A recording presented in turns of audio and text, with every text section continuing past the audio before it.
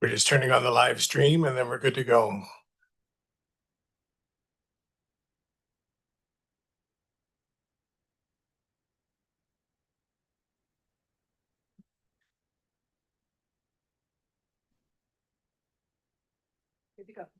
Good to go. I would like to acknowledge that we're meeting here today on the traditional territory of the Comox First Nations. The unceded territory, the Comox First Nations, and that the Comox Strathcona Waste Management Service includes Cocheles, Gwakawak, and Uchalak territories. I'd like to call the meeting to order and approval of the agenda. Thank you. Closed meeting. Thank you. Discussion? All in favor? Opposed? Seeing none, motion is carried. Adoption of minutes. Thank you. Second, discussion? All in favor? Opposed? Seeing none, motion is carried. Business arising, none. Petition delegations, none. Reports. Comox Strathcona Waste Management Advisory Committee. Thank you. Thank you. Discussion? All in favor? Opposed? Seeing none, motion is carried. Number 2, Federal Plastics Registry obligations. Thank you. Discussion? We have a short presentation. Thank you, Mr. Chair, and good morning to the board. Sarah Willier is our Manager of Solid Waste Planning and Policy Development, and Sarah will be introducing this staff report and available for any questions to follow. So, Sarah. Thank you through the CAO to the chair. As you can see in this report, the rationale for bringing this forward is really for awareness at this time. The Federal Plastics Registry initially started as something that really looked like it was generator and producer focused, and we were 100% behind it because it didn't include us. And then, the tables turned a little bit at the end of their consultation, and they sort of snuck us in at the end. So we've been trying to play catch up in terms of giving feedback to Environment and Climate Change Canada.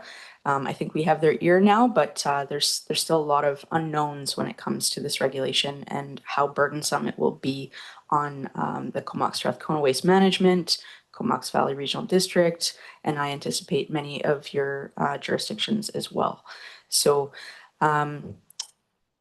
what it's asking us to do as generators, so as institutional generators, as well as commercial and industrial, if any of us are creating more than 1,000 kilograms of plastic, and that includes tires and vehicles and electronics, things that are heavier than masks and diapers, then we would need to report. We'd be obligated under this. And so it's really uncertain at this point in time, sort of how those calculations and how burdensome they'll be, and many questions around the disposal of a leased vehicle. Does that count towards your 1,000 kilograms or not?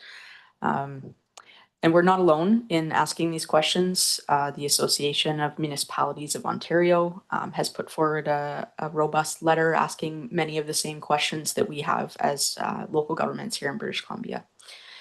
So for your awareness, the approach for the Comox Strathcona Waste Management going forward, we are obligated both as a generator, so people who are creating this 1,000 kilograms of waste, but also as a service provider. So it impacts people who haul as well as collect as well as dispose of waste. And we are many of those things. So we will be obligated as a generator for CVRD, potentially, and as a service provider for sure as the Comox Strathcona Waste Management. So we'll work collaboratively with the extended producer responsibility programs. They're still wrapping their heads around this as well, to determine the best way to not overlap and double count. There's potential financial implications, and that's what we're really trying to get across, that the federal government has insisted that waste audits are a very good tool to address this data gap. And we've let them know that, it's not in our regular schedule to do a waste audit every year, as it is for some very large jurisdictions like Metro Vancouver, which they are having one-on-one meetings with. And so we're bringing that awareness of smaller communities and the impacts. There's been no funding offered from the federal government to support this work to date.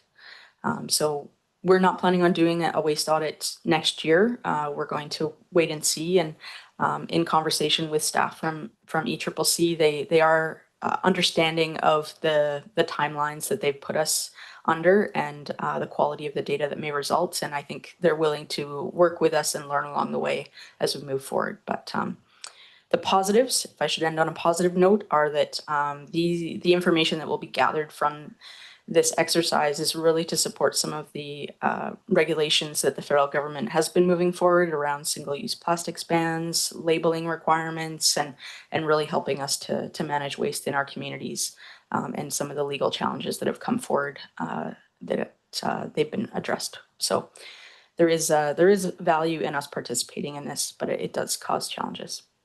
I'll leave it at that and address questions. Thank you. Any questions? Director Grieve. Thank you very much, Mr. Chair, and thanks, Sarah, once again. This is a federal initiative. My question would be, was there any mention on agricultural waste? Because it is huge when it comes to all those big round bales of hay and everything, and I'm sure being federal, this would really apply to the prairies as well. So I'm just wondering, was it mentioned at all in the report?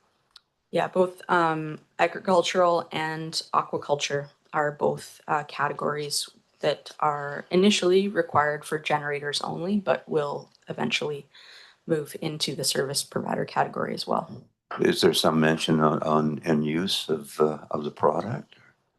We report on the destination, but there's nothing, it's all just about awareness. So they just want you to say what's happening now. It's not actually promoting moving anything up the hierarchy or funding initiatives to recycle those agricultural plastics. They're just really looking to paint a picture of the current landscape. Okay, because I remember 12 years ago a discussion on agricultural plastic, and it hasn't progressed from there. So, Any additional questions? Director Davis. Thanks, Chair, and thanks, Sarah, for your presentation. I guess I'm wondering where this is going. Like, they're going to be mandating testing. Have they proposed how much testing, like how often this is occurring, or over a year? They haven't, and that's one of the challenges. Is waste audits, as we know, are very expensive. Our waste audit we conducted this year was $110,000 just for our service. We've only ever done one before this, and that was in 2017. You still get limited, data from that. It's seasonal, so we only do one time a year. There's some jurisdictions that spend money to do it 4 times a year to get those fluctuations. You could really spend as much money as you wanted to get, as much data as you wanted. So that's one of the points raised by the Association of Municipalities of Ontario that we've raised as well, is just, we need some definition of what's adequate. I'd also say that our waste audit, the categories we selected don't necessarily align with the categories they're asking us to report on, because we were not aware of the regulation at the time. And I don't think that there's any jurisdiction out there that has conducted a waste audit that would meet the needs of the registry right now, because it is so detailed. Thanks. Anyone else? On receipt? All in favor? Opposed? Seeing none, motion is carried. There is a recommendation. There you go. Discussion. All in favor? Opposed? Seeing none, motion is carried. Thank you. Okay, status report dated October 25th for receipt. Sorry, I'm missing a page. I apologize. Solid waste bylaw. Solid waste bylaw. Number 720, solid waste fees and charges, amendment number 4. Thank you. Discussion? And Mr. Chair, again, we have a presentation for this particular report. Vivian Shaw, our Senior Manager of CSWM Services, will be introducing this report and presentation. Vivian, over to you. Thank you, James. Through the CAO to the chair and the CSWM board, good morning. There is a presentation that Lisa's gonna be bringing up here.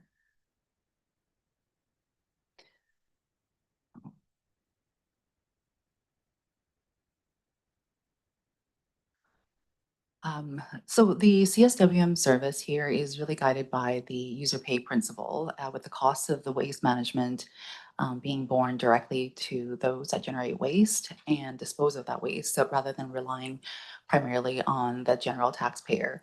And staff has strived to provide a bit more of a balanced approach with the goal of a higher ratio applied to tipping fees versus tax requisition. The proposed increases are necessary for that financial sustainability for the service and maintaining our environmental responsibility as prescribed per our operating certificate. So the fees that are being proposed are, are to achieve three key outcomes. To accurately reflect the cost of operations, as we are receiving higher waste volumes while it generates higher revenue. They do directly correlate to higher operating costs on the expense side and that consumption of valuable airspace. Incentivizing diversion from the landfill. So the tipping fees, as you know, are powerful tools that we can use to incentivize diversion from residual waste from the landfill. And a great example of this is the organics program that was launched back in 2023. This was, we had intentionally priced the organics pricing so that it was below the municipal solid waste rate to make diversion financially more attractive and beneficial. And then on the yes, and supporting current solid waste management initiatives and asset renewals. The operation goes beyond just the iron that we run on site. The fees have to support the various initiatives that are identified through our current solid waste management plan. So those include things like education, repair cafes, school tours, pursuing multifamily and IC&I diversion. So these are ways that we can fund the financial commitments that we've already made as part of the solid waste management plan.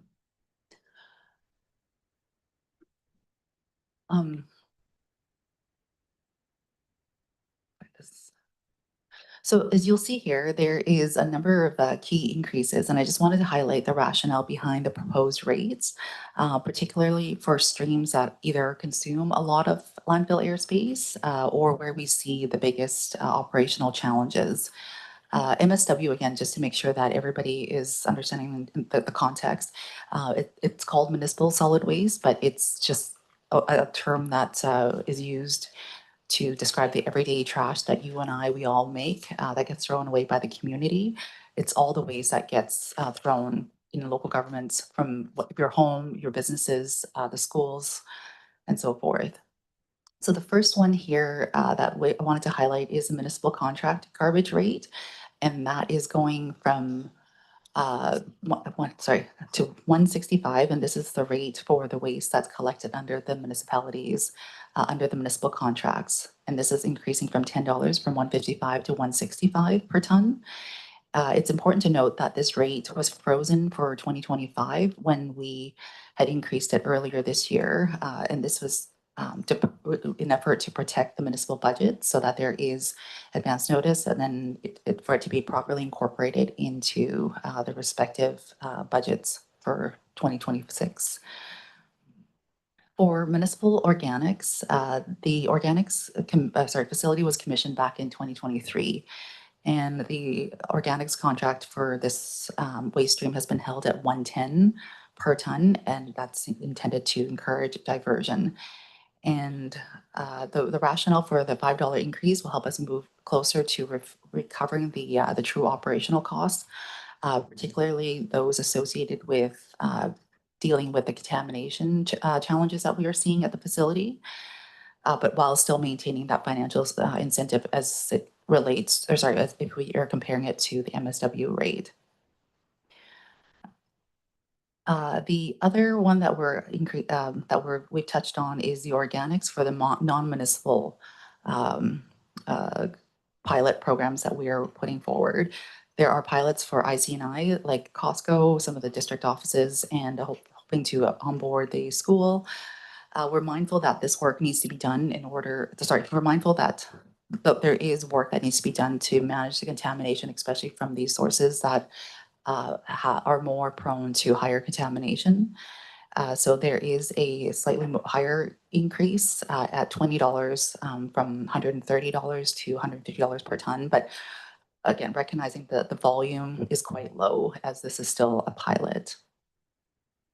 On the IC&I side, the rate for IC&I, so that's industrial, commercial, and institutional waste, as well as those that self-haul waste to the landfill directly, that's increasing by $5 from 165 to 170 per ton. This is a big category because it does encompass about 40% of the waste stream that comes through the landfill. And then lastly, the controlled rate. This is going from $200 to $250 per ton. This category includes materials that require special handling.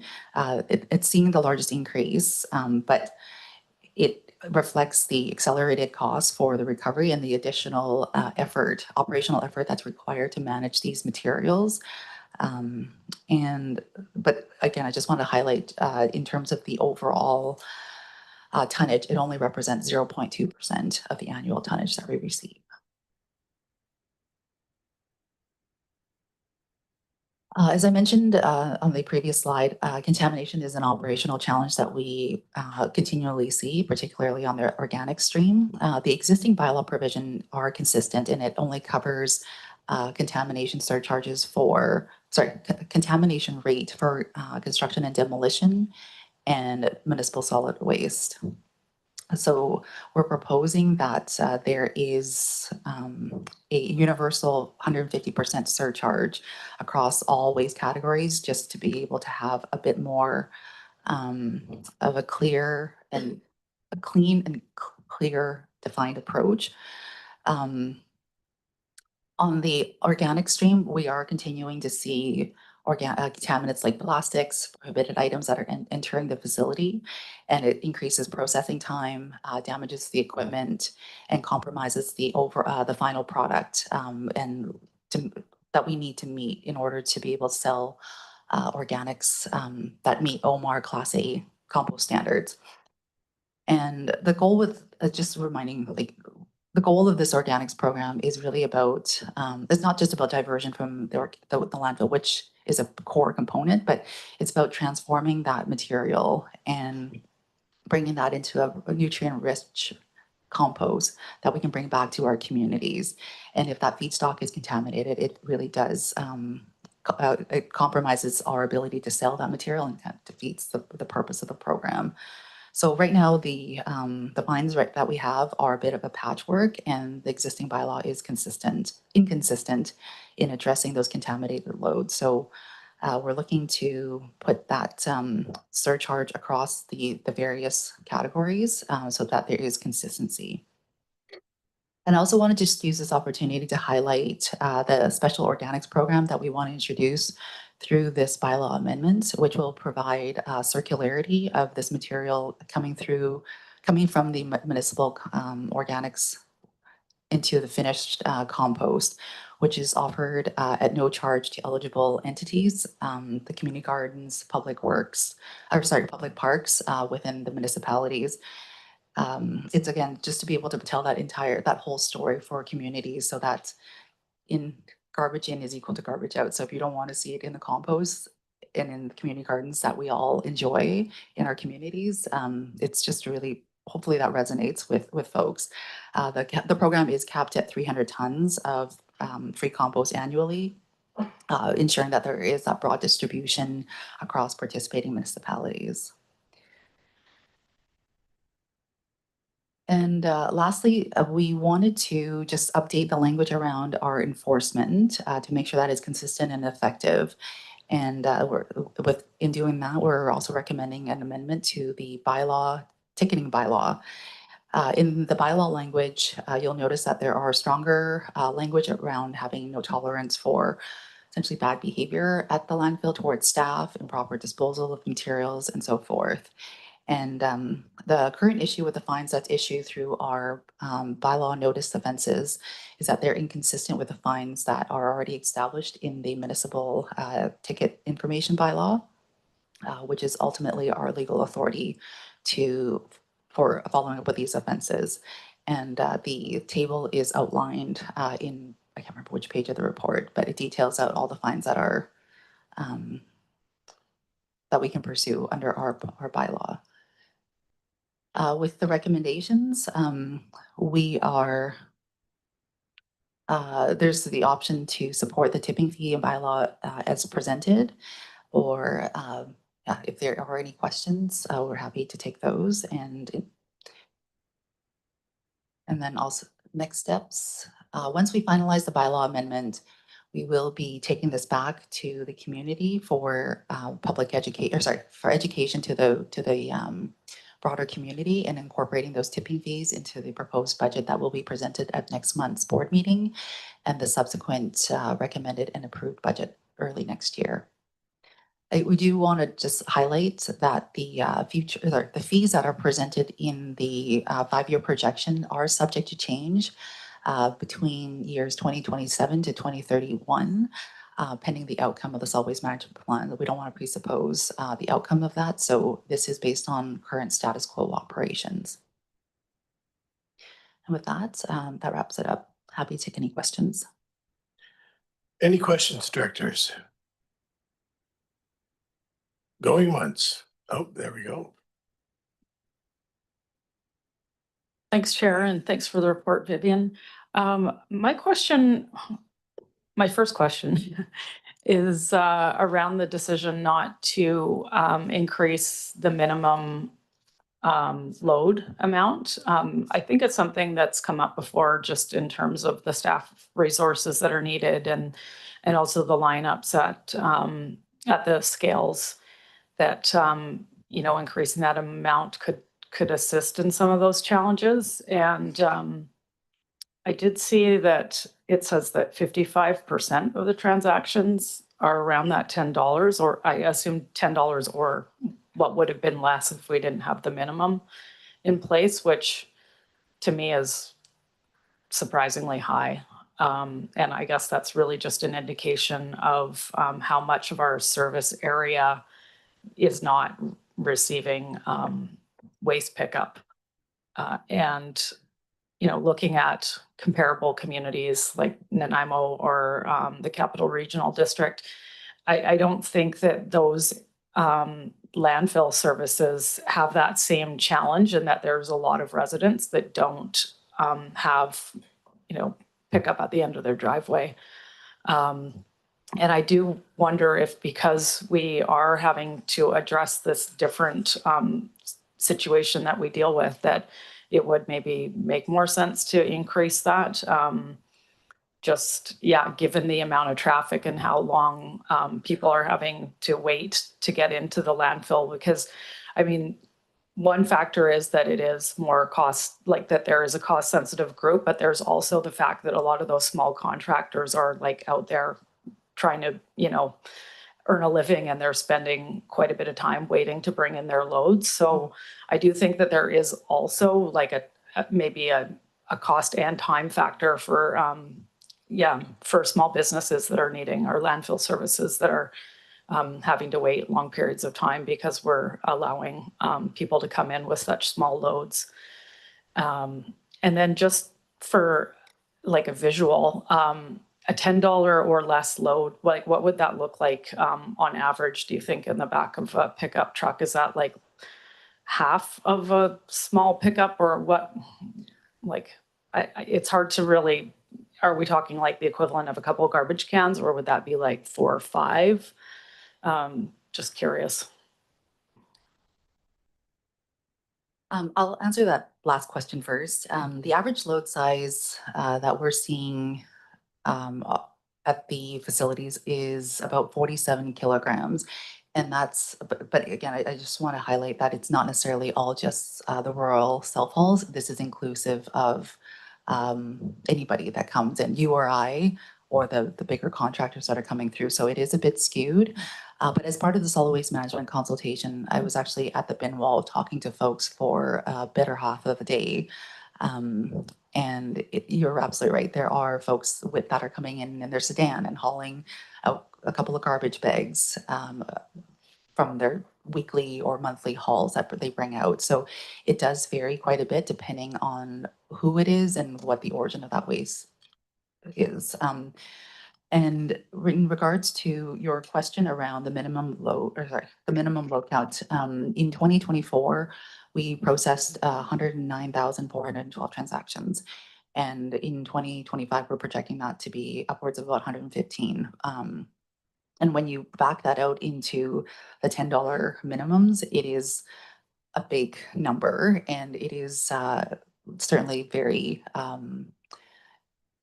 labor intensive in the sense that they're just the more touch points that we have to have, as opposed to those that are coming in on a regular basis. They know what they're doing, they know where to go. And so that is a staffing challenge that we have. But we didn't want to, given that it is a massive change, as you see, based on the transaction numbers, it requires a much more substantive communication. But we also didn't want to presuppose the outcome of the solid waste management plan. As you know, that there are strategies to hopefully address that, and we didn't want to optically be perceived that we're trying to sway outcomes one way or another. So it is something that we are, as staff, we're very mindful of. Jesse, who's our manager of operations there, he deals with it day in and day out, and it is incredibly challenging.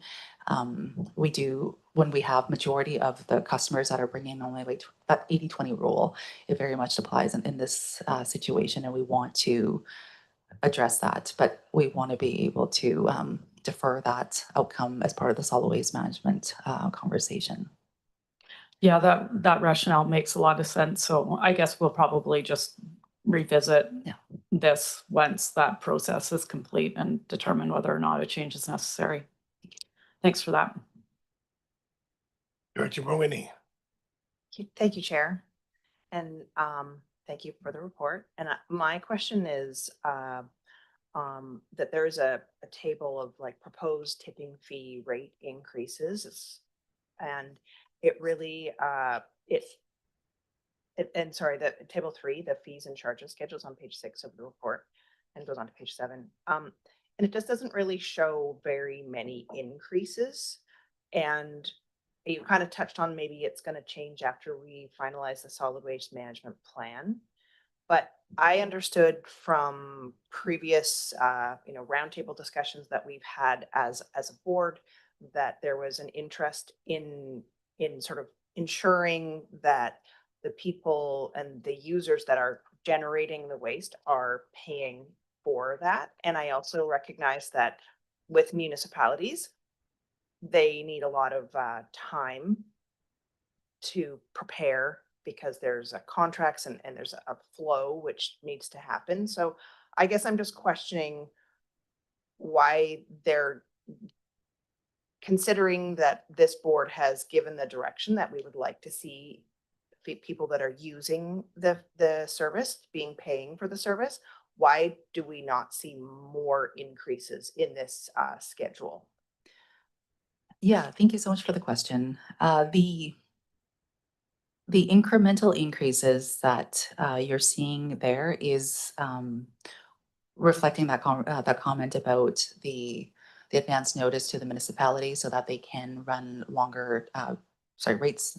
We're looking to provide longer outcomes so that we can provide that rate stabilization throughout for the service, and then also that comfort in knowing that there is better projections from the municipality side. But as you'll see, those incremental increases, the 3 biggest categories from the materials that we receive at the landfill are construction and demolition waste, which accounts for 18%. And then the category called IC&I and the household, that accounts for 40%. And then the next biggest one is from municipal contracts, and that that's about 12% of the annual tonnage that we receive. And so while those numbers may not necessarily incrementally seem big, the portion of the waste that it's applied to is significant. But again, this is based on status quo operation for the time being, with none of the solid waste management components layered in yet. By all means, just like here. There you go. Thank you. And thank you for that response. I guess my feedback would be that I think knowing that municipalities are a really big piece of this, as well as the ICI and the construction demolition waste, I feel like we need to be a little bit more aggressive with our rate increases, because we are wanting to shift responsibility for creation of less waste. And when we're not showing that the rates are increasing year over year in a significant way, there's not going to be a lot of incentive. Like when I look at these rate increases, I guess what I'm wondering is, are they much beyond even like cost of living increases and the basic, inflationary costs that we're facing day to day? So that would just be my feedback. Thanks. Thank you. Director McCollum. Thanks again, Chair. Yeah, I had a question around the fees and charges schedule as well. And this might actually be a question for a later time, but I just wanted to get clarity that, these very much relate to how we're building our reserves in terms of dealing with future capital projects, and what is required for that tax requisition. And so the 2026 charge, I think that was pretty well discussed at the last budget cycle, and this is what we were expecting. But then, of course, the table, stretches out to 3031 as it should. But there's not that tying back to how this is going to relate to the tax requisition and our, debt obligations in the future versus reserves. So I guess my question is, given what's in the table and then the next steps in the process, for our financial planning, when we get the next step in the budget, are we going to see like this particular fee schedule modeled with our taxation predictions and our reserves and future borrowing? The short answer is yes. There is a body of work that Lucy and her team have been working on, so that we can provide a more fulsome picture around how we're going to provide that rate stabilization strategy for the sorry, do you want to take this? Sorry. Yeah. I'll just introduce Lucy Wacharek, our Chief Financial Officer, who can address some of the longer range planning that we are undertaking, and maybe also speak to the next board meeting where the proposed budget is to be presented and considered. I think that might be a bit of a preview here, but we'll be able to speak a little bit to that future board meeting. Thank you. Thank you through the chair to the board.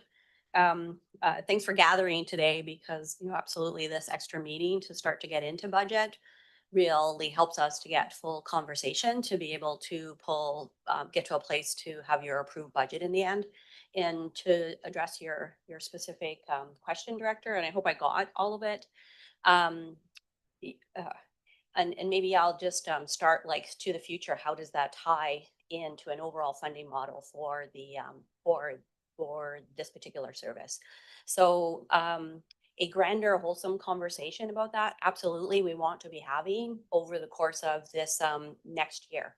And with that, as we were saying, the close tie coming into the initiatives that are there and coming forward in the solid waste management plan, the conversation around, we have taxation and we have our user fees, and how does the board want to actually leverage those two types of revenues in order to fund this service? So, for me, I think it's super important to have the conversation around both those pieces of revenue, as opposed to, here we have to be dealing with user fees, but the overall conversation, I believe, needs to occur so that the board then can circle into, okay, so what types of expenditures are going to be covered in taxation, if we're still going to use taxation, or how much is going to be covered into other pieces of utility rates, like your user fees and charges that you have there. So that's where we'll end up going, and we'll make a decision on that as you go forward. As we prepared this particular budget, we've heard loud and clear from the board that you want to be moving more to this user pay model. However, we don't have formalized in policy yet, or your resolutions that are adopted to say, take these user fees to a 100% user pay model, and that's your only method of revenue that's coming into this service. So that's why your budget looks a status quo from the perspective.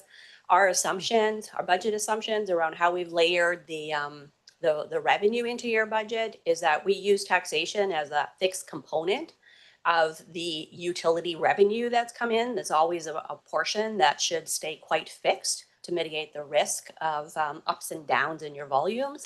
And the bulk of your revenue is coming from that more variable rate there that's on your tipping fees and other types of things that are coming in. So that's the model that we've used in your existing budget. And absolutely, as you go through this budget process this year, and we know that you're leaning more to a user pay model. So if you want these user fees to reflect that, we were reluctant. Vivian and group are seeing areas where we needed to increase some of these user fees and do it and do that now this go round. But if you want these user fees to have more a CPI factor in them on all of them, then we can do that. The service is under strain from a revenue perspective, and that just helps. And that just helps to actually make it more of a smooth increase, which I'm quite a big fan of that.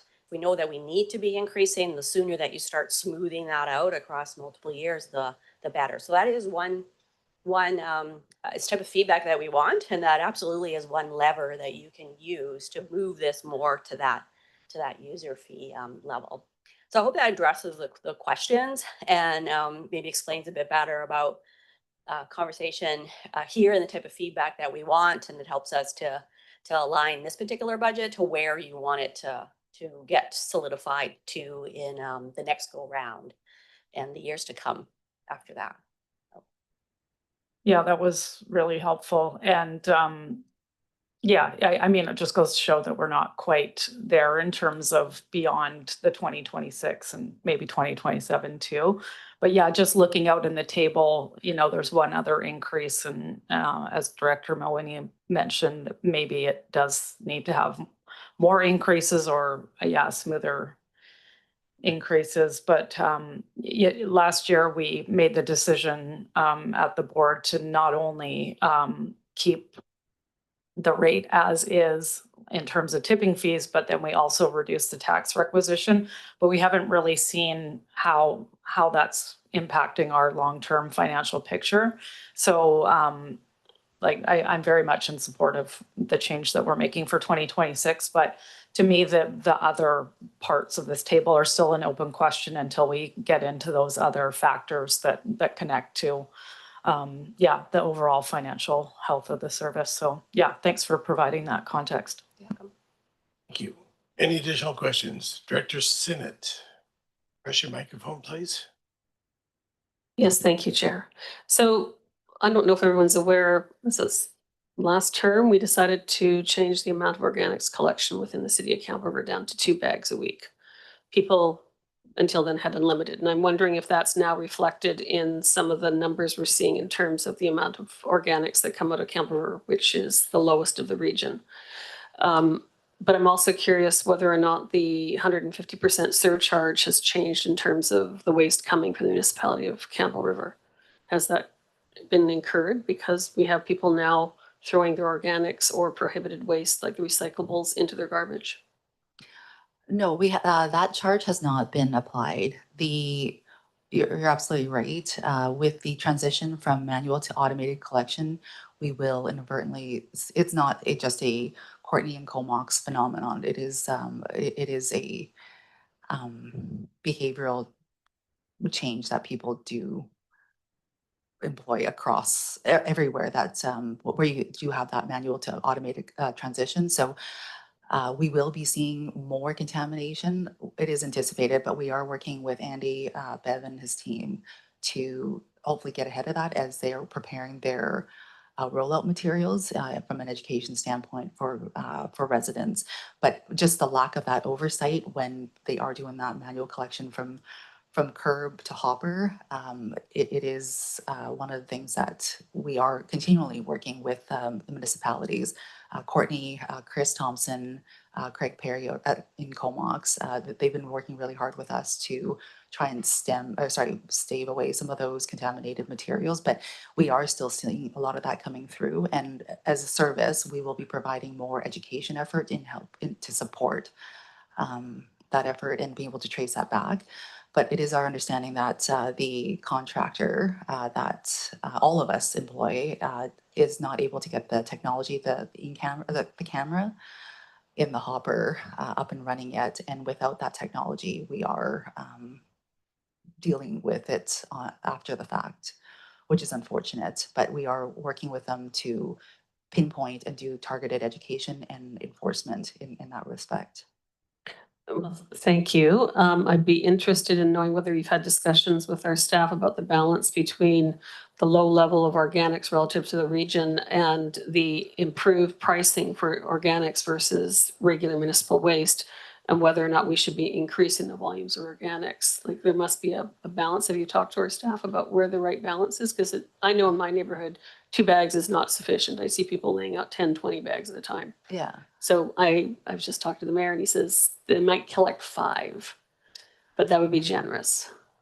Yeah, the cart sizing that I don't want to speak out of turn, but I believe that they have arrived at 360 liters for organics, 240 for garbage. And again, recognizing that there is different waste generation needs within different communities, within different households. I believe that's what the staff has arrived at. And based on general practice, we would like to link the smaller that you reduce the garbage cart size, the more that you're going to be forcing folks to really consider where they're putting their waste. And given that there is that bigger organics cart, it will definitely drive people to do more diversion. But when you aren't letting people have the necessary garbage cart size that they need, that's how we're also ending up with a lot of garbage on the organics waste stream. People are literally throwing out bags of garbage, bags of diapers right into the organics. And that's like, we have construction materials, we've got printers, like you name it, we've seen it. So it's really striking that balance between what people actually need and what they're provided. Any additional questions? No? Thank you very much for the presentation. There's a recommendation. I'm sorry, who moved? Victor McCollum, thank you. Discussion? All in favor? Opposed? Seeing none, motion is carried. Thank you. The CSWM 2026 to 2035 preliminary capital plan. Thank you. Second, thank you. Discussion? Presentation? Do you believe we have a presentation? Kelly, is it, Kelly Broughton is our manager of financial planning, and Kelly will be introducing this report, and your solid waste team is available for questions. Kelly, over to you. Good morning through the CAO to the directors. Today, Vivian and I will be walking you through the Comox Strathcona Waste Management 2026 to 2030 preliminary capital plan. As the service is large and multifaceted, we've brought forward the preliminary capital plan separately to allow for focused discussion. The purpose of this presentation is for information only, to share the preliminary 10-year outlook for capital investment, funding, and strategic alignment. Because today's focus is capital, we won't be presenting any operational details. This plan is guided by the 2012 Solid Waste Management Plan, which continues to direct our work until the updated plan is adopted, which is targeted for spring 2027. In parallel, we're advancing fiscal sustainability framework and strategy, which will include a full review of user fees, funding strategies, and debt and reserve draft policies in 2026. Our current direction comes from the 2012 Solid Waste Management Plan, which mandates 3 core objectives: minimize residual waste, reduce greenhouse gas emissions, and ensure landfills meet regulatory and community standards. All board feedback and direction will be incorporated into the proposed financial plan to be presented on November 20th. And just to note, this capital plan does not include the 2025 carry forwards for projects that are in progress and not expected to be complete at the end of the year.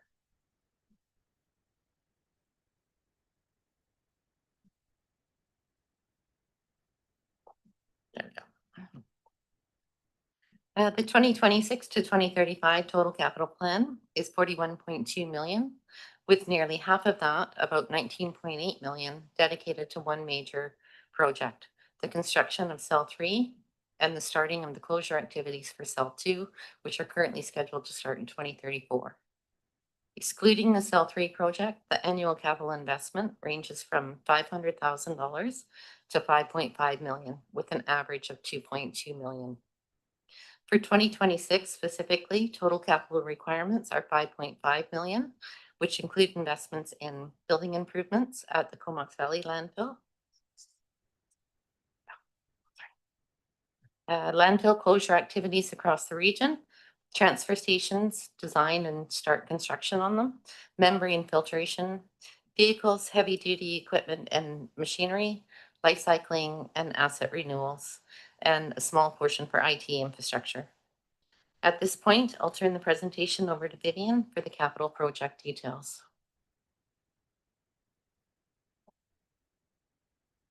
Thanks, Kelly. As you'll see here, this is the planned spending for the first 5 years of the 10-year capital plan. Major projects include the annual capital projects and IT upgrades. There are a number of vehicle and machinery placements, transfer station development in the Tassus, Sabalas, and Gold River areas, and the corresponding landfill closure in those communities, as well as ongoing progressive closure work at the Comox Valley Waste Management Site in Cumberland. The key pieces of equipment that are going to be purchased during this period, starting with next year in 2026, is the compactor. This is a critical piece of equipment that we use to make sure that we're getting the compaction density that we require to hit our compaction densities. And then we're looking to replace the organic shredder that we have at the organics facility. The reason being the original shredder that we had purchased, it was it was rated at 20 tons an hour, but based on the actual throughput that we've been experiencing over running the facility for 2 full years now, we're only getting roughly about 7 tons an hour, which has hindered operations and the necessary throughput. So we're looking at exploring some options. So this is going to be a trade-in so that we can get something that's a bit more higher capacity, better throughput, reduces the amount of overs that's generated at the end of the line, and yeah, hope so that we can be able to keep up with the materials that's coming as we look to onboard, increase organics diversion, but also onboarding other ICNI source materials. And then for 2028, there's going to be the dozer and the other screener. In 2030, the dozer is also up for renewal. And then on the second point, it's around the landfill closures in Sabalas, Gold River, and Tassus that are mandated under the 2012 Solid Waste Management Plan, which are legally enforceable as part of the province conditions for approval. And then lastly, the new transfer stations for the corresponding facilities to replace the legacy landfills that are again committed under the Solid Waste Management Plan that was approved back in 2012. These projects are essential in maintaining that environmental compliance and supporting the long-term diversion goals for the service. Then looking further out in the 2031 to 2035 range. There's going to be these, the beginning of the cell 3 construction, cell 2 closure towards the latter part of that 5-year time frame, and then the regular vehicle and maintenance replacement schedules, as well as progressive closure of cell 2. This slide here shows the landfill airspace for cell 2. This is the projections that we're seeing now. Based on the current disposal rate, the starting value for cell 2, it has roughly about 1.37 cubic meters of capacity of airspace. And with the current compaction rate and the diversion rate, we'll be reaching capacity around 2035.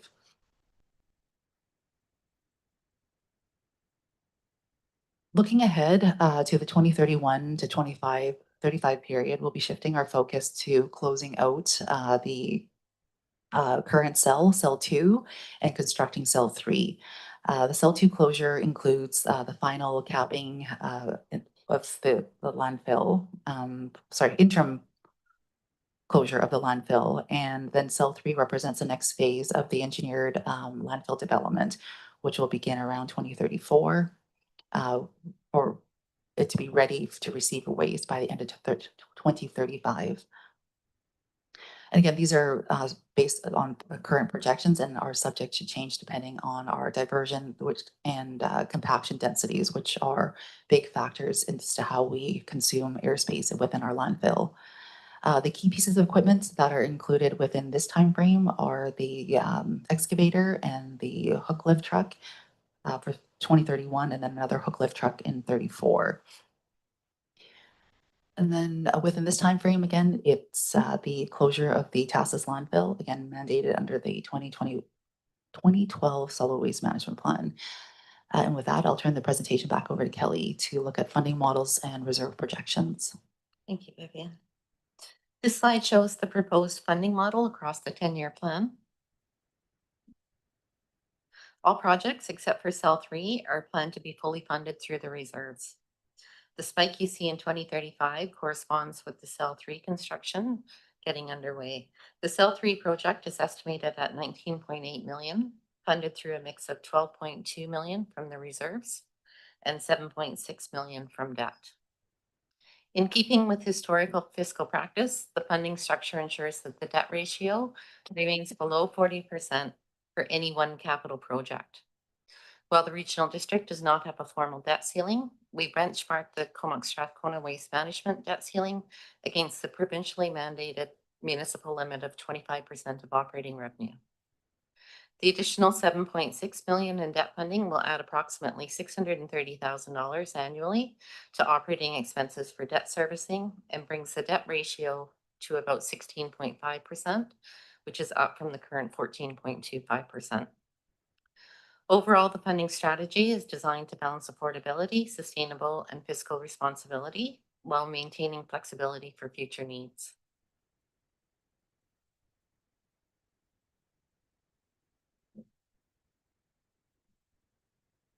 There we go. Reserves. The total projected reserve balance at the end of 2025 is just over 10.5 million, and consisting of the future expenditure reserve of 1.7 million, the capital works and machinery reserve of 5.2 million, and the landfill closure reserve of 3.7 million. Future expenditure reserve. This reserve can be used for both operational and capital funding, and it grows steadily through annual $100,000 contributions. Minimal withdrawals are planned until 2035, when 1.5 million will be used to support the cell 3 development. The ending balance is projected at about 1.16 million in 2035, which remains relatively low for a service of this scale and doesn't leave much flexibility for unexpected expenditures. Capital Works Reserve. This reserve supports the general capital program and heavy equipment purchases. The balances fluctuate from a low of about 1.1 million in 2028 to a high of 9.7 million in 2033. The projected ending balance of 2.6 million in 2035 signals that continued efforts to build this reserve will be important for long-term sustainability. The landfill closure reserve. This reserve is essential for meeting mandated closure obligations. With 600,000 in annual contribution, the reserves dip around 2030 due to multiple closures, but begin to recover by 2035, ending with just over $2 million.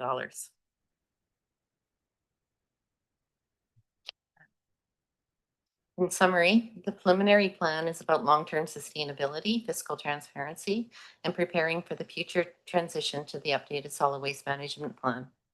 Although this presentation is for information only, the 2026 to 2030 proposed financial plan will be brought forward at the November board meeting, incorporating all feedback and direction from today's discussion. No. Thank you so much.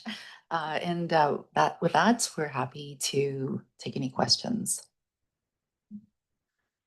Directors, any questions? Director Levy. Thanks, Chair.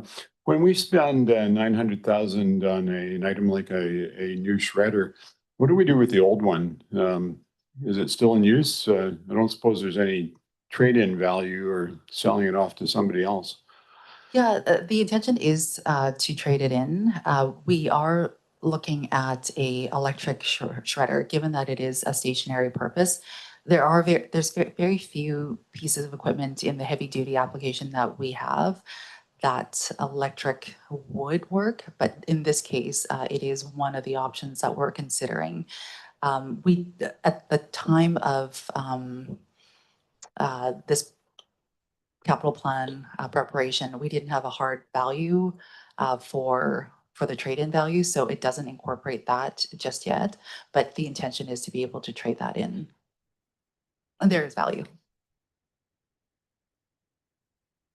Any additional questions? No? Thank you very much. Oh, sorry. Go ahead.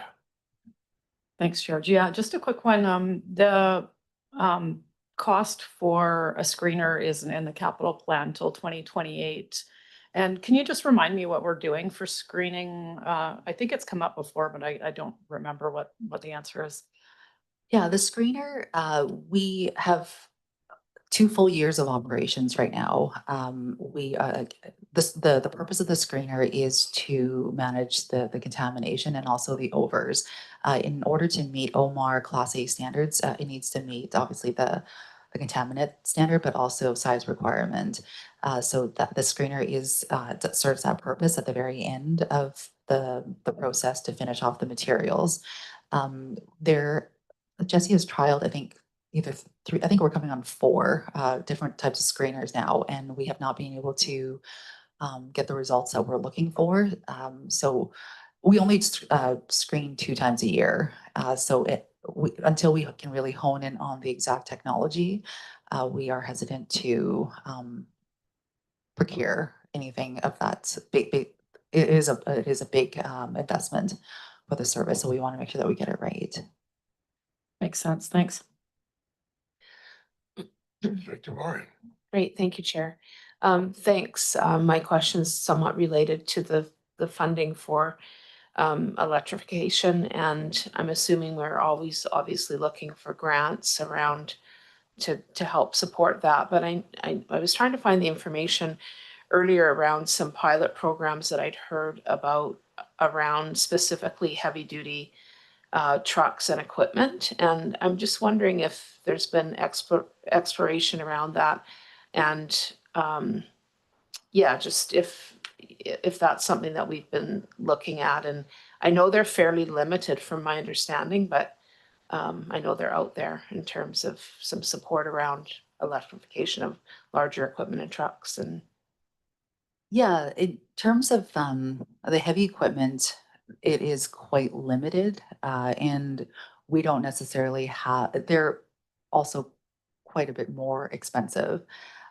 We don't have the luxury of a backup piece of equipment if these were to fail. And based on the market analysis that was done as part of the greenhouse gas emissions study that was presented earlier this year.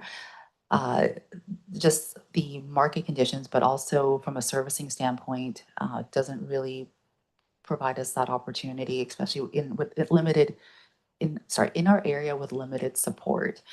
Even just referring back to the electric trucks that are running around City of Courtney and Town of Comox, the servicing, the closest is Nanaimo, and when they have had issues, they've had to low bed it out to the Surrey facility because there just isn't the support that's available, and that's for just collection trucks. Our equipment is much more specialized. In regards to the more, I think you're talking about the regular vehicles, is that?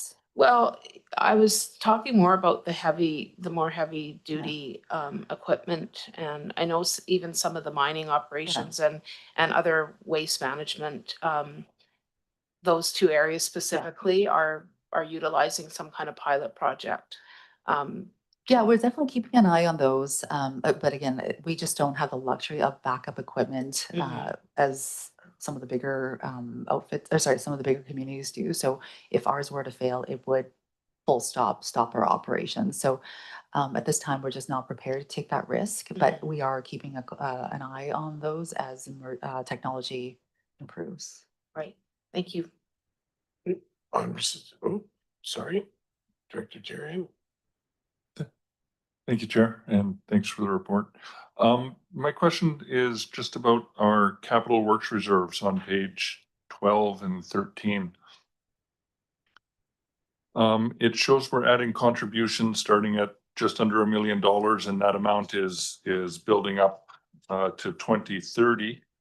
But then suddenly it decreases by $1.2 million and is held steady at $2 million for the next 5 years.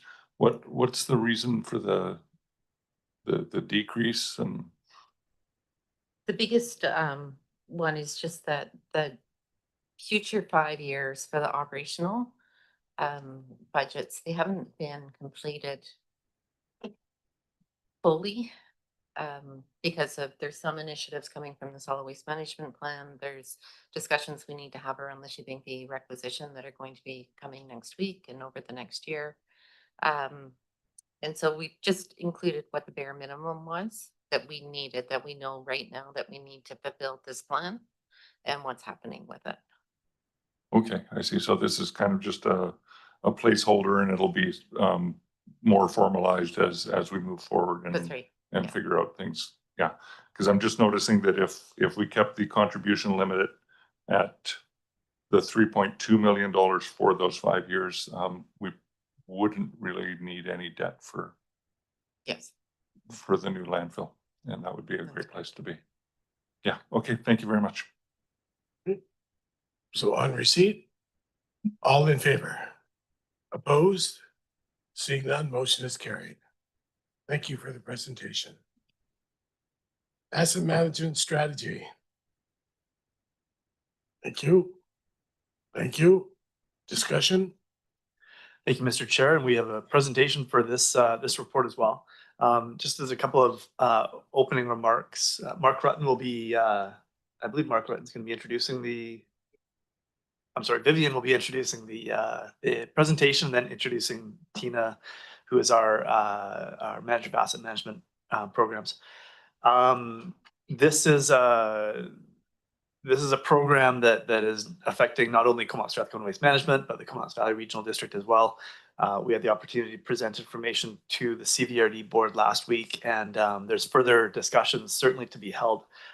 This is a significant program, and it's in part reflecting the significant investments that have been made in infrastructure in the community. CVRD and CSWM have hundreds of millions of dollars worth of assets, and being able to manage and maintain and understand those assets is critically important.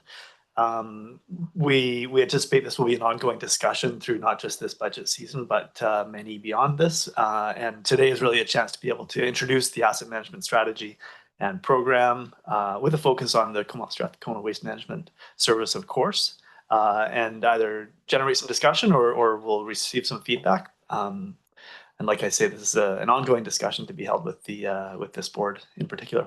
So Vivian, I believe you got some opening remarks for the presentation. Thank you, James.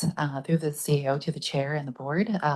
With this, as part of this bigger overall financial review, we've been working fairly closely with finance on the asset management strategy. And with that, I'll turn it over to Tina Huh, the manager of asset management, to provide you the presentation for today.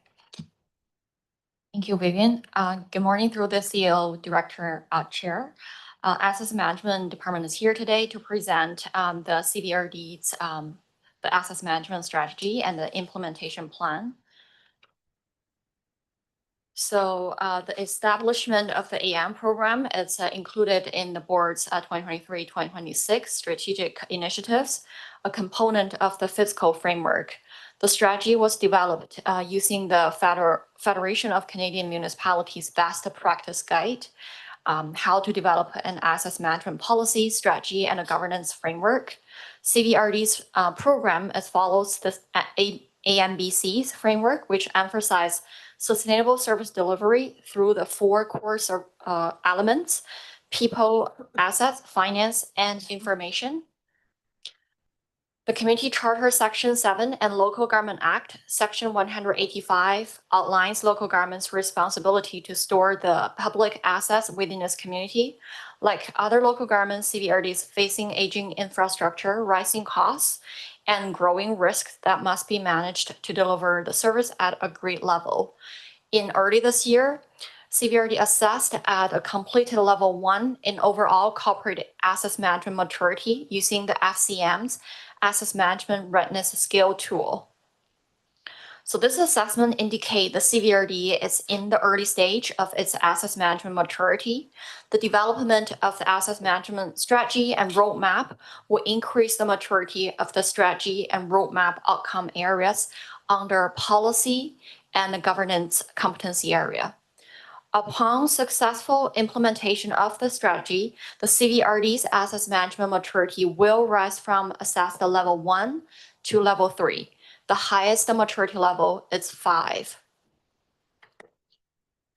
So the AM program was relaunched in 2023, and since then, advancements have occurred relevant to the solid waste management, including establishment of the Asset Management Steering Committee, board adopted asset management policy, development of this AM strategy, and also development of the AM data standard.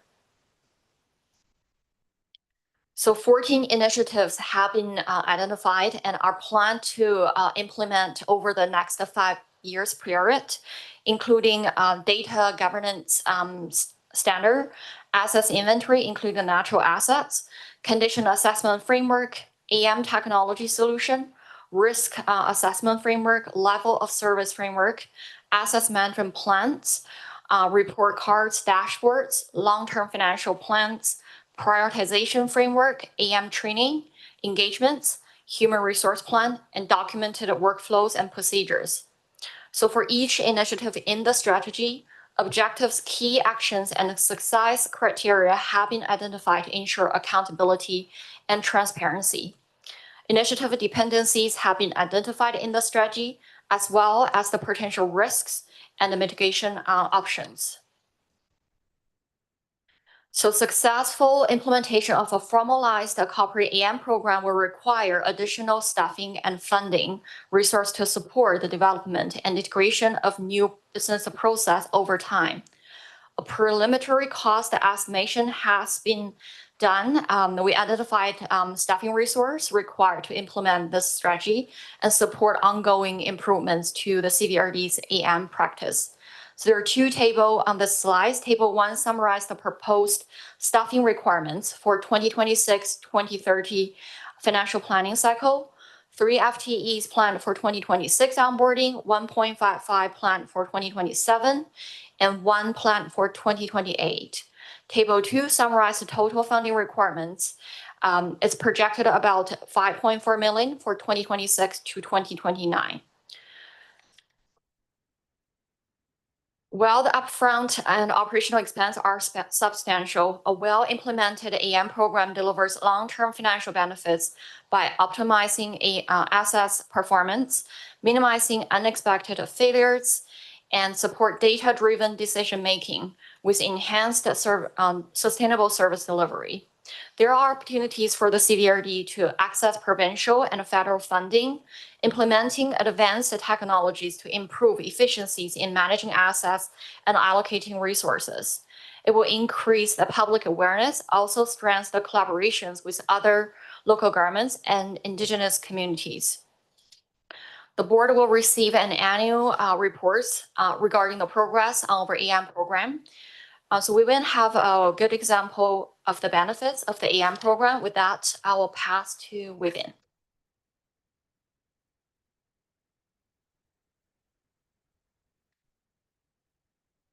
Thank you so much, Tina. Just to provide some contextual application of what we're talking about here. The example is for the $8.5 million construction of the leachate treatment plant. It was constructed and commissioned back in 2017 alongside the new engineered landfill, Cell 1. This leachate treatment plant is a really important investment as it is critical in the treatment of, for the entire operation of the landfill. It's the only way that we can manage leachate and make sure that we're adhering to really strict regulatory compliance in terms of our effluent discharge. And we've been operating over the past, I guess, 8 years now, without a formal strategic asset management plan. Our reliance has really been on just the routine maintenance, but we don't have that formal equipment risk and condition assessment, which means we're really, unfortunately, on a kind of a run to failure maintenance philosophy for individual components. And it is proving to be quite challenging for an asset of this caliber. This reactionary approach is leading to operational risk. We have had to do a couple of unexpected, unplanned shutdowns. And that tangible consequence of this high risk mentality is the potential for those sudden unexpected failures. For this one, it has the potential to have regulatory risk tied to it. So the example that I want to provide is the membrane, which is critical to the the processing of the plant. And because we have been reactive, given a lot of the equipment within the plant are all specialty items with long lead times. The one that I'm talking about now has been roughly about 10 months. It has severely impacted our plant production capacity, and we've been really struggling to keep up with it. We've been managing, but just really having that more proactive approach is necessary to protect our equipment. Just really going from that kind of day-to-day operation to more strategic planning and forecasting. So I'll turn it back over to Tina. Yeah, we're here to answer any comments or questions directors may have. You're going to push your microphone, please. Director Senate. Thank you, Chair. So I just want to double check in terms of the Schedule A that's put in there, which is Comox Valley Regional Districts, all their various plans and things like that, which tie into the asset management plan. Can you give me how it's going to work for our more regionally based asset management? Is there really going to be any difference compared to the Comox Valley priorities? You know, Strathcona doesn't have similar like regional growth strategy and things. How do we incorporate the priorities at that point?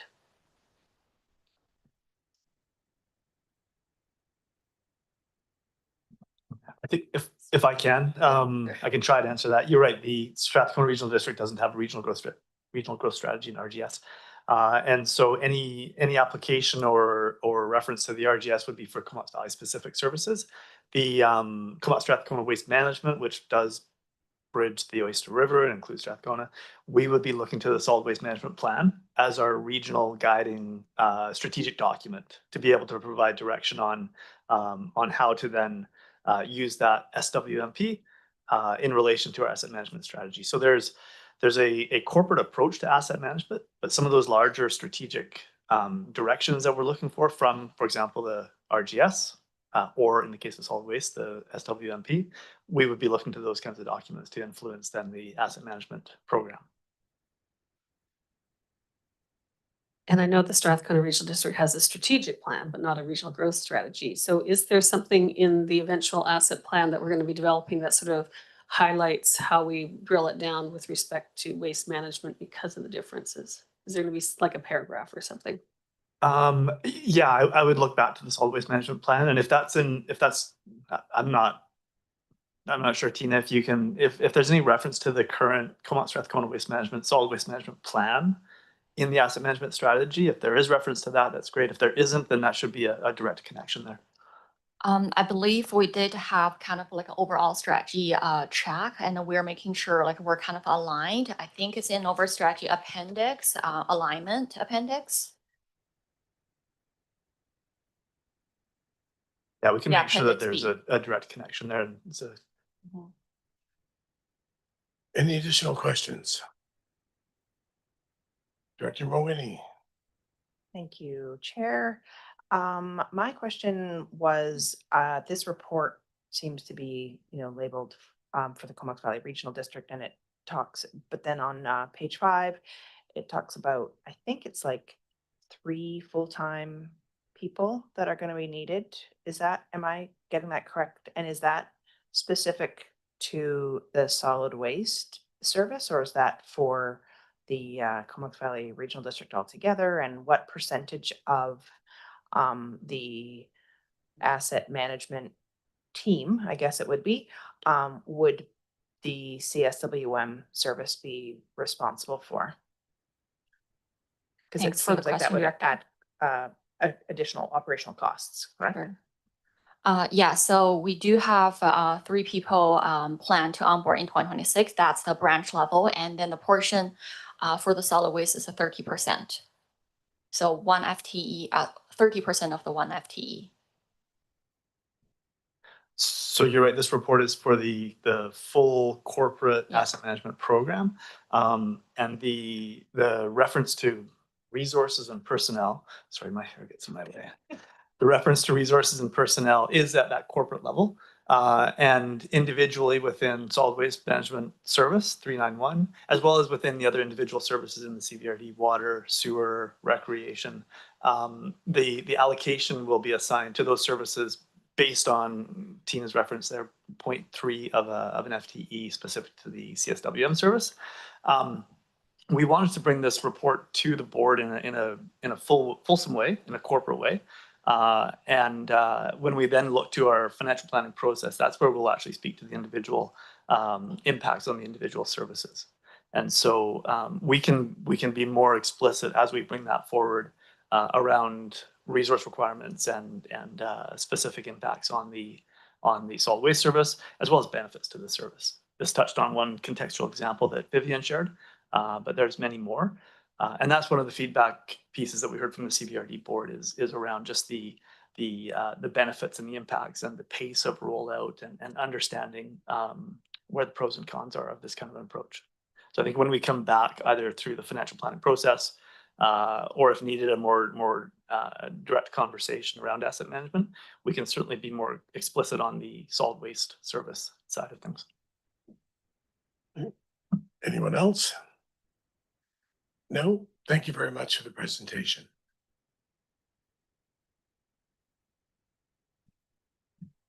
Number 5, on receipt. Forgot about that. All in favor? Opposed? Seeing none, motion is carried. Number 6. Thank you. Second, Director Mulwiney, discussion. And Mr. Chair, we have one more presentation here. Lucy Wacharek is our Chief Financial Officer. Lucy will be introducing this topic, and I think supporting Lucy will be Vivian Shaw. So Lucy, over to you.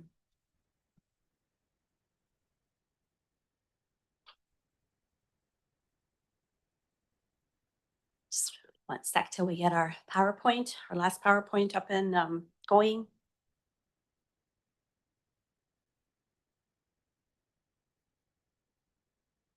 Thank you. Good morning. Again, through the chair, to the CEO, through the CAO, the chair and the directors, Financial Services is here today to continue the advancement of our fiscal sustainability framework. So just before we get into the work for today, just a quick reminder on how the initiative ties to board direction through CSWM strategy. Fiscal sustainability is one of the key objectives of your solid waste management plan. As the board adopted your 2025 budget, direction was specifically provided to develop fiscal sustainability and resilience policy. And lastly, there is alignment to the CVRD strategy for a fiscal sustainability framework. So those three ties to strategic direction. So what's our progress to date? The presentation that we did at your last board meeting where the framework was introduced and the initial roadmap was shared. And as planned and as we scheduled for today's meeting, you received the CVRD asset management strategy presentation.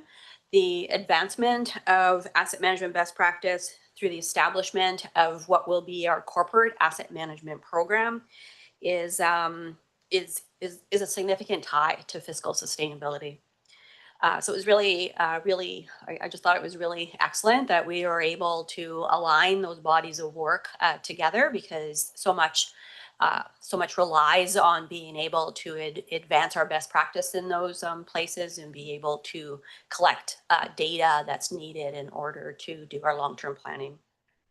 And lastly, we are excited to take today's opportunity to discuss and craft the principles with you as directors.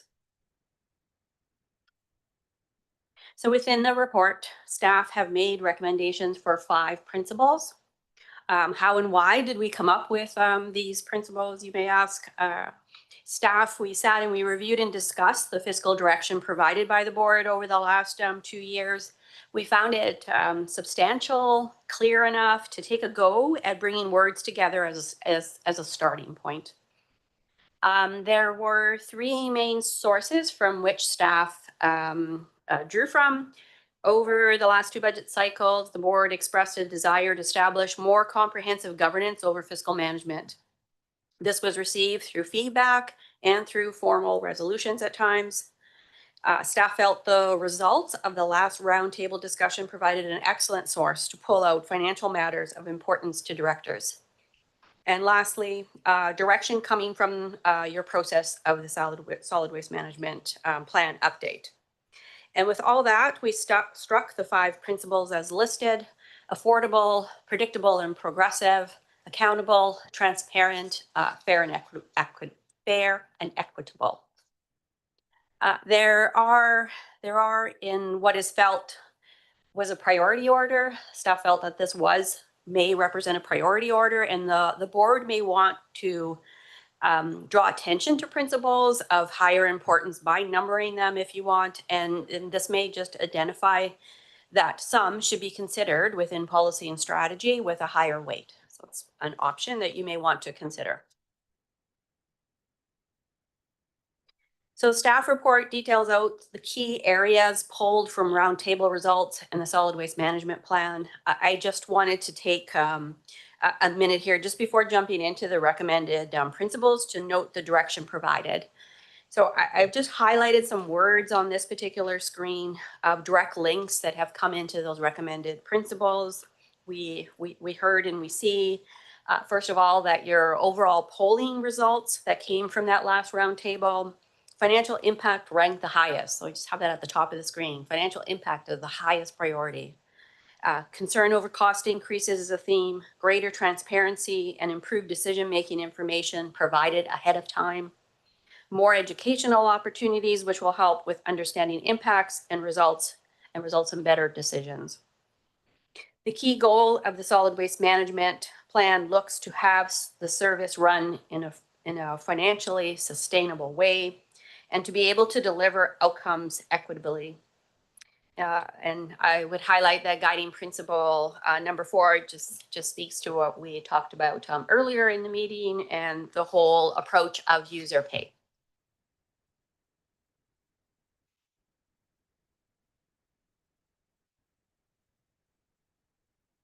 Okay, so the process to address each one of the recommended principles, we thought that maybe we can just tackle them one by one. The board can discuss, make changes as you would like. And the last thing I have down here to mention, you will notice that the words describing the principles at times, some of it comes from the sample principles, which we attached to your agenda once again for this meeting. And as a reminder, these principles were largely a body of work that came from UBCM and does have some inclusions of some pieces from myself that just came from recent research that we've conducted. Some of the words come directly from board direction. And lastly, some crafted to align with current research and best practice from GFOA International. Okay.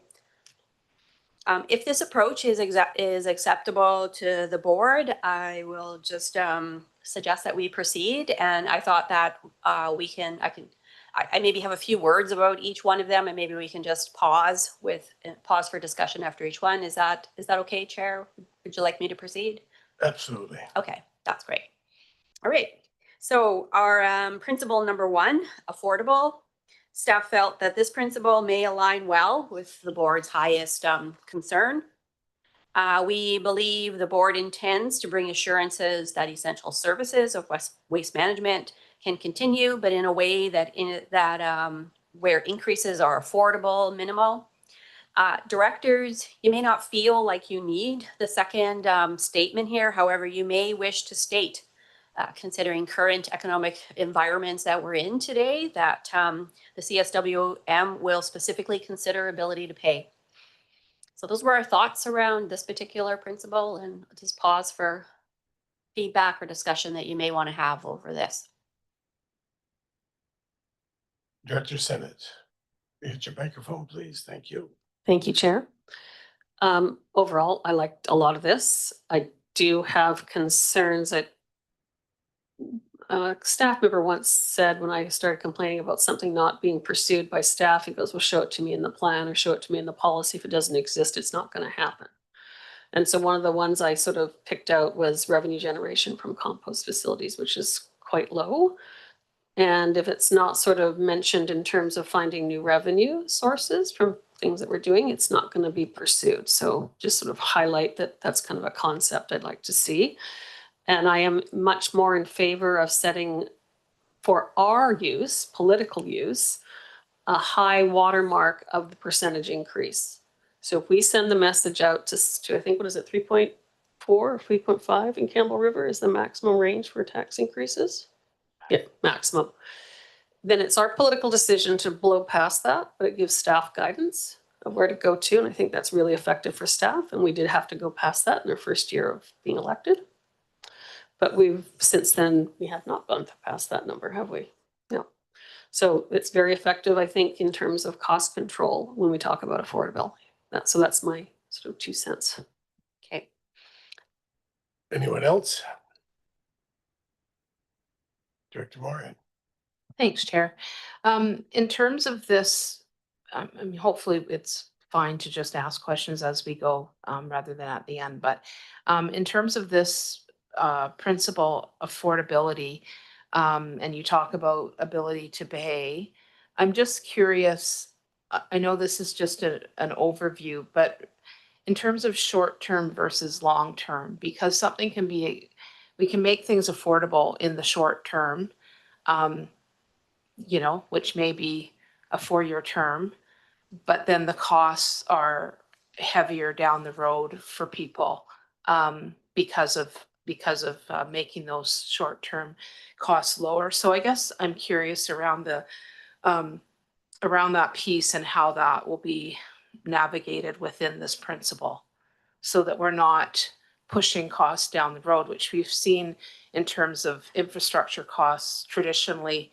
not just in this community, but provincially, that now we are in huge problems, and those lower tax increases, you know, going back, you know, 1% increases have killed have killed communities in terms of cost of infrastructure. So that's a concern that I have if we are trying to keep to a certain percentage increase or yeah. So I'll just thank you. Thank you. So great. Thank you for the question. If I could through the chair. One thing that I'll say is we've struck 5 principles out here, and you know, you may not, and in my mind, they all work together. So maybe in the end, if all of your principles that you want to see in here are reflected in one or the other, maybe I think that's great. So in what you're speaking to, I draw a line to the next principle that's coming out, and it's all about that last statement there. In short-term community needs will be balanced with long-term vision. It is essential for us to do a super good job of long-term planning, so we understand those implications to the future and we can plan well for them. But that statement to me speaks to, well, we still have to make a decision for today, and that may not be exactly aligned to what that vision tells us to the future, but it's what we have to do. Mm-hmm. So I think that's where we'll have a lot of policy in place that'll help to guide us, and if you wish, in the end, write in your policies, it can have these ranges that you would like to see or you want it to be. And then with the information in front of you through long-term planning and what is happening currently in your environment, you make the best decision that you can. Mm-hmm. Thank you. Director Morin. McCollum. Sorry. That's okay. Thanks, Chair. Yeah, just picking up on that. Yeah, in terms of, you know, how we approach this, I think having clarity on how we evaluate the long-term health, like financial health of the service, being, you know, what is our target in terms of debt versus reserves, and being clear on what good, like, sustainable financial health looks like, to me is probably one of the most important aspects of putting a policy like this in place. And that is really on, yeah, which way are our reserves trending in relation to what our future capital costs are. And so I don't see a ton of value in limiting a certain, you know, percentage increase in taxes or user fees if all that we're doing is eating into reserves and planning on borrowing more debt in the future. Because sooner or later, you know, you can't maintain, you know, an artificially low tax rate or user fee if you're not planning for your future capital costs. So I think getting really clear on, you know, what our objectives are in terms of how we fund our capital is something that I would really like to for all of us to understand when we're through this process. Thanks. Anyone else? Director Moini. Thank you, Chair. And just picking up on what has already been expressed, and really what you said, Lucy, was that you're looking at like the numeric order as sort of like levels of importance. And I guess my feedback would be perhaps predictable and progressive would be like the number one. And affordable is important, but maybe I would suggest that affordable shouldn't trump, predictable and progressive. God, that word. But yeah, so I guess I would just maybe say we could look at switching the order of those 2 items. Okay, noted. Your microphone, please. Thank you. Thank you, Chair. Just a sort of a follow-up question. The sort of the side question is, how do we account for our rate of return versus the rate of inflation on reserves, and whether we're making correct investment decisions? Because it's been a little bit of a debate at the Kemper Council that sometimes by having a large amount of reserves, the rate of return is often underperforming inflation. So you're prepaying and losing money versus borrowing money potentially at a lower rate. So it's an interesting conversation, but I'm just wondering what has been the track record here, relatively speaking. Have you assessed your performance? Through the chair to answer the question, we're just a couple of years in to putting in place cash management processes and proceeding with our investments. So we don't have a whole lot of data on how we're doing from a rate of return perspective. But from the concept perspective, that's what we should be looking at, right? So what kind of money can we make on the investments that by investing our dollars? And as a minimum key performance metric there, we are watching for, we will measure that against the benchmarks that are out there. And in my mind, we should be meeting those benchmarks. And if we're not, then we're going to switch up those investments. So that's the approach that they typically use. That's why there's normally on a monthly basis. And for us, every quarter we're zeroing into it. And if our investments that we have out there aren't cutting it, then we'll switch them up. And we're not super mature in that at the moment because we've just started to incorporate some of our GICs and we have our dollars out in MFA, but that's the process that we take with holding the funds, where we're holding their funds, and are they making enough dollars, reasonable amount of dollars. You have a second sort of component of that, don't you? If you want to just, or maybe just tell me a bit more. Yeah, it's often a question of, is it less expensive to borrow the money versus save up front and have the risk of inflation deteriorating your fund relative to today's dollars? So it's like, it's a sophisticated question, but we're here to manage millions of dollars for people. And it would be a disappointment if we took 10, $15 million and in real dollar values ended up with less. Yes. Whereas if we could borrow at the time, we'd be better off. It's a lot of guessing, I agree, or sophisticated planning. And usually it's a little bit of everything. So you don't always want 100% reserve fund things. And I know that's not realistic to 100% reserve, but. Yes, thanks. I just would add, I totally agree. And primarily to the statement of it's a combination of a number of things. And that's where once set in policy and where, you're telling us where are you comfortable from a financial management perspective, then we're going to be looking at our debt limits, for example. Statements around you hear us put out there, we're not comfortable with funding major capital projects with more than 40% of debt.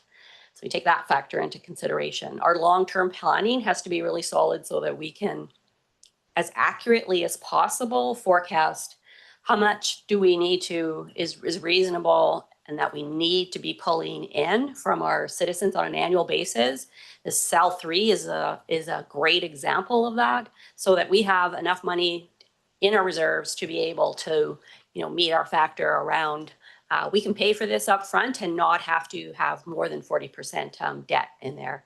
And for me anyways, when we get right down to we have projects that are funded by debt and we're looking at our cash flow and looking at the investments that are out there, it becomes a decision around clearly we're going to be investing all the money that we are collecting along the years for that CEL 3, for example, and it's to make X return. And then you make a decision around, well, where am I going to get my cash flow from? And am I going to cash in any of those investments? Or am I going to pull my debt earlier? Or we also have a facility in this province to use short-term debt. So on that, once it comes down to pulling debt and what type of debt, or using your money that's in your bank account or in your investments, that's sort of how the approach that we take. Any additional questions? On receipt? Oh. I'm sorry. Oh, so sorry. You're continuing, sorry. Continue. Okay, so that's great feedback on this. We'll take that away. Okay, so principle number 2.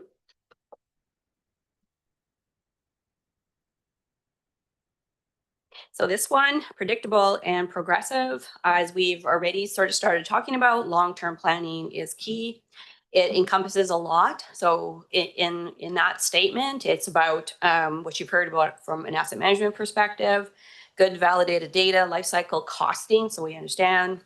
The themes of cost containment are here, spending within our means. I guess sometimes I say we will need to be careful about what we take on. As local governments, I find we never can do everything that our community wants us to do.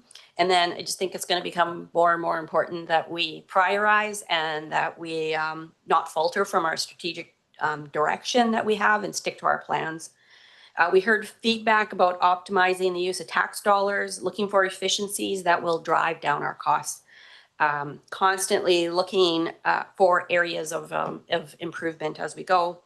And the last statement, and I will say, is it's an element of best practice. And I mentioned this as we spoke about the last one, and that's that we need to consider our short-term needs, while at the same time looking to that vision that we've created for the future. So happy for any feedback, or does this resonate with you? And are you good with what's here? Director Kerr. Thanks, Lucy.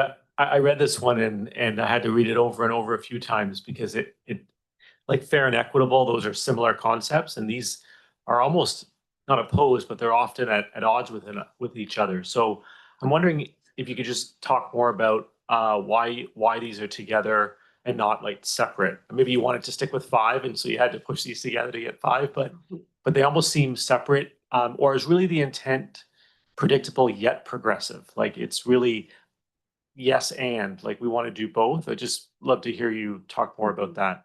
Thanks. Yeah, through the chair, I think for sure we would want to do both.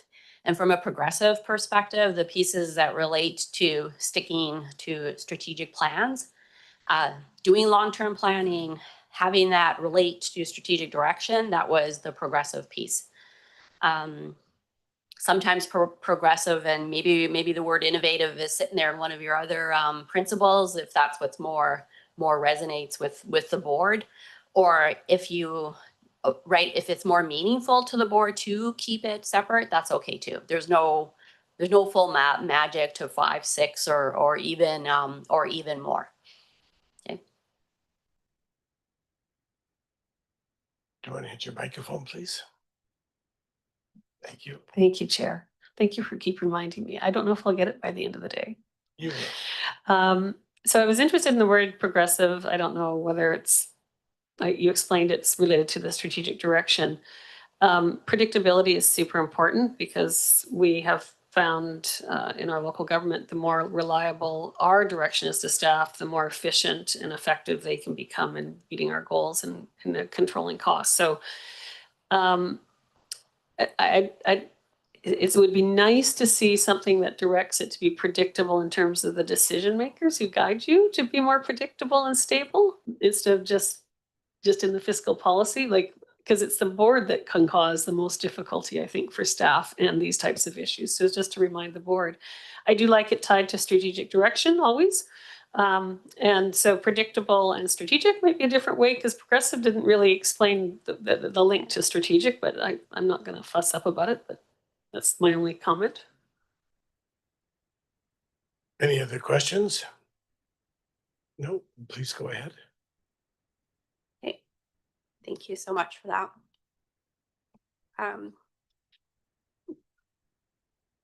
Sorry, my animation didn't work. There's only supposed to be one of them that came up at a time, and my animation isn't working. It was kind of interesting. Anyways, okay, pretend you're just focusing on principle number 3, and this is accountable. Within this principle sits our commitment to be accountable to the public. That's usually where I kind of focus on, and that also means accountable to the board as well. Those places of strong governance is in place to protect public funds and assets, and have a statement in here about performance metrics, and through those performance metrics, that's the way that we are able to demonstrate to the board, to the public, that we are being accountable.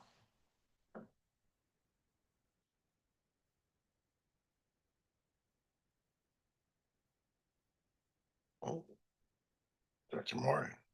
Thanks, Chair. Yeah, I mean, this is, these are new, this is all new. And I guess whenever we're looking at anything in terms of our strategic plan or new policies, et cetera, there's always that communication piece. And I guess I'm just wondering, I'm assuming there's going to be kind of a communication strategy related to all of this, because I see that under under that category accountable, absolutely, that often,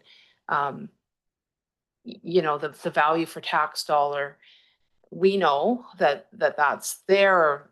You know, there's been a lot of thoughtful discussion and decision making. You know, by the time we come to a decision, all of that has happened, but the public doesn't necessarily know why we came to that decision. And so I guess I'm curious if there's anything you can say about a communication strategy that will go along with, I mean, I'm thinking about accountable, but I mean, in terms of this whole piece of work that's being done, how we'll be communicating that out. Thank you for the question through the chair. As CBRD staff, obviously there's quite the tie between the work we're doing here to what we're doing overall for CBRD. And in through the research, not to say that our responsibility to report out to the public hasn't always been there. It has been re-emphasized for us, I think, from a best practice perspective. So absolutely, it drives a need for strategy. We've already started to script that. And actually for this particular service in this board, we just recently talked about that again, whether it's as narrowed into how do you want public engagement into your budget, and broadened out to how do you actually meet what you're trying to do through these principles and be able to communicate that out to the public, that we need to develop a communication strategy and tools and like start to put more time and energy from a staff perspective in doing that. Thank you. Yeah, I think that providing that rationale for the decisions is super important. Yes. Thank you. Thank you. Good. Oh, yours. Okay. So it's good lead in into transparency, because there's some tie into that. And with this principle, we have rolled the board's desire for improved decision-making information that's explained, understood. And here is where those pieces of that are educational, like for all of us, staff, board, the public, and trying to make our messages simplified and clear and provided in advance. So whether it's doing it better, improving that for you at this board level, where you have better information, clearer information in front of you to be able to make good decisions. From a public perspective, we're using that targeted, clear information to put it out to the public so that they actually get a greater understanding of why the reasons behind the decisions that this board has made.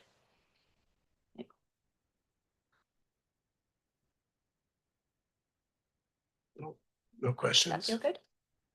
You're good. Okay.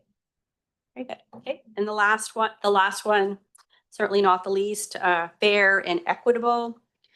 The first bullet is I think I find it's pretty standard. It's pretty typical type language for a local government. I think in a lot of cases you strive to do this. And secondly, the board, you may want to incorporate the second part that that speaks to the cost sharing across users will be primarily based on user pay approach. So you either may feel quite strongly at this particular point that you want it incorporated into this this principle. You don't have to. I think that can absolutely come through your policies very loud and clear and directed to what you want. I don't know that it has to be specifically stated in one of your principles. And I should have said so at the beginning, you don't have to totally land on everything today. We're going to bring this back.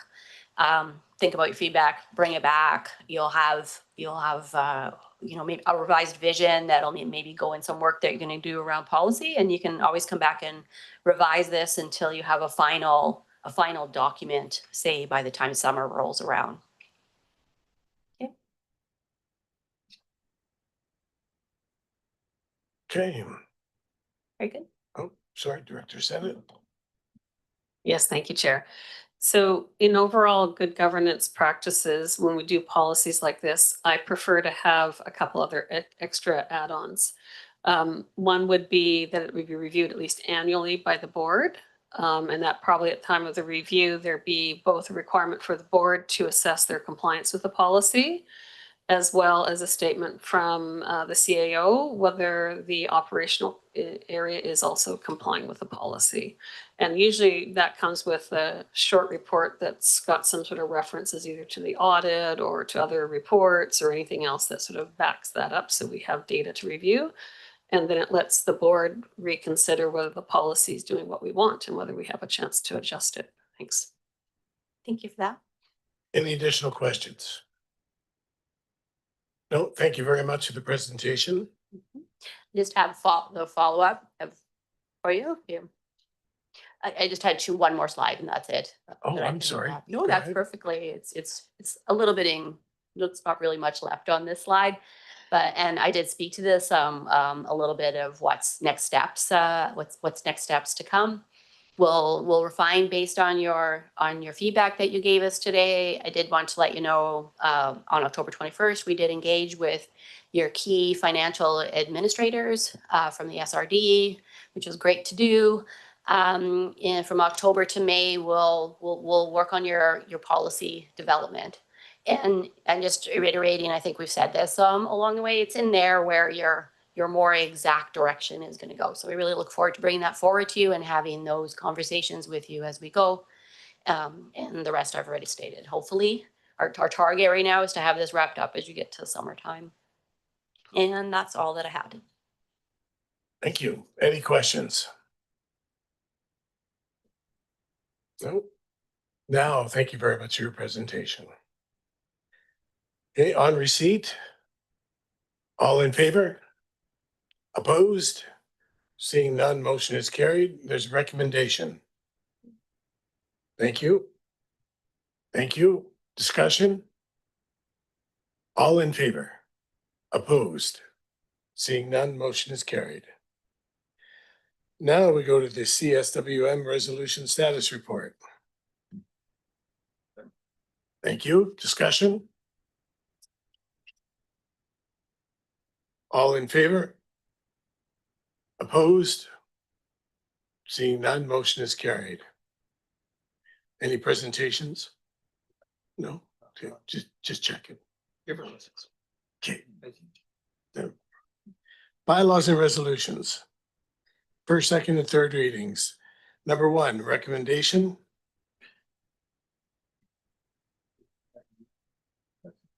Thank you. Discussion?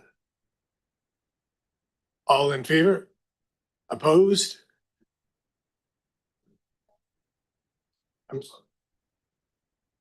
Second, thank you. Discussion?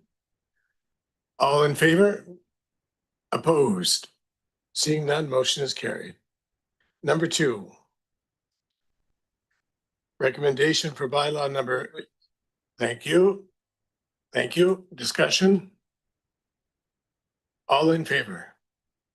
Opposed? Seeing none, motion is carried. Thank you. Discussion? All in favor? Opposed? Seeing none, motion is carried.